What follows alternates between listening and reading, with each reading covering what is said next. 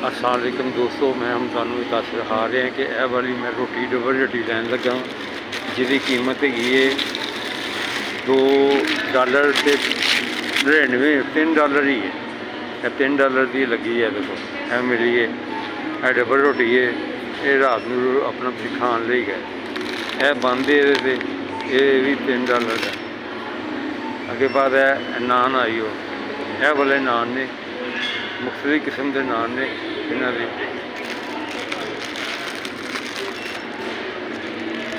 नान भी इतों मिल जाते हैं।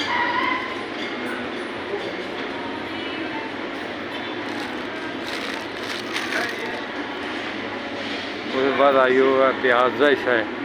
यह प्याज लाए इन्होंने दोस्तों, यह प्याज है। यह देखो यह प्याज, यह नींबू है दोस्तों।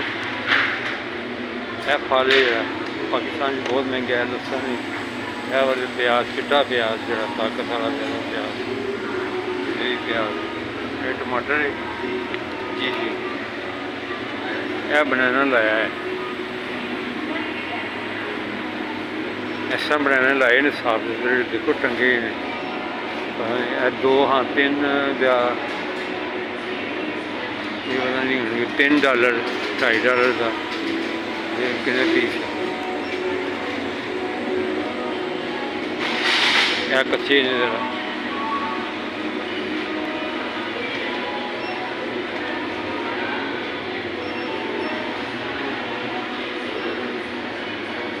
एक पीस का हिसाब।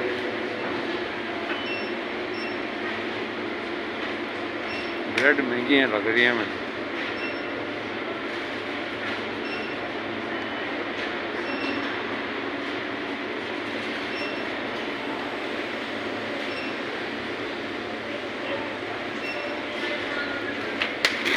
देखिए ज़रा कितने $1।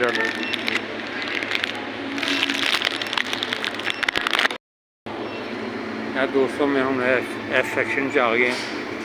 यह देखो यह स्ट्रॉबेरी मिल जाती है। ये स्ट्रॉबेरी मिलेगी सानू ज़ाहिर डॉलर च मिल रही है।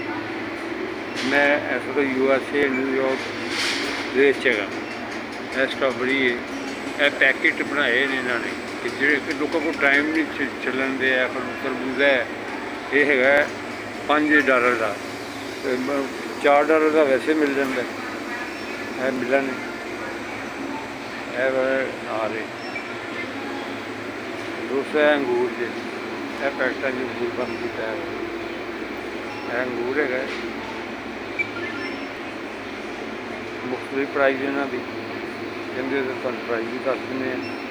$6 $6 काला अंगूर है, बड़ा सोहना है वाला। यह $7 का है जी जी। यह $7 का है। देखो यह अंगूर एडा लम्मा अंगूर है। देखो एडा लम्मा अंगूर है $7 का। मतलब टैक्नोलॉजी अगे साढ़े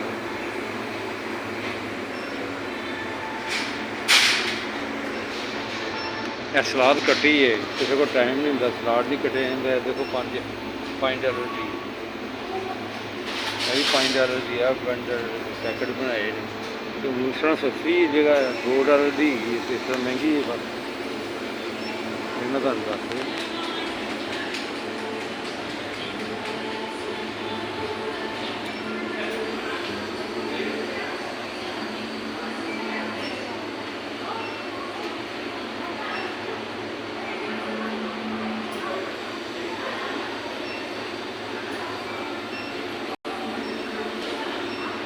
बीन्स है कुछ। यह रोटियाँ आ गई छोटियाँ, यह रोटियाँ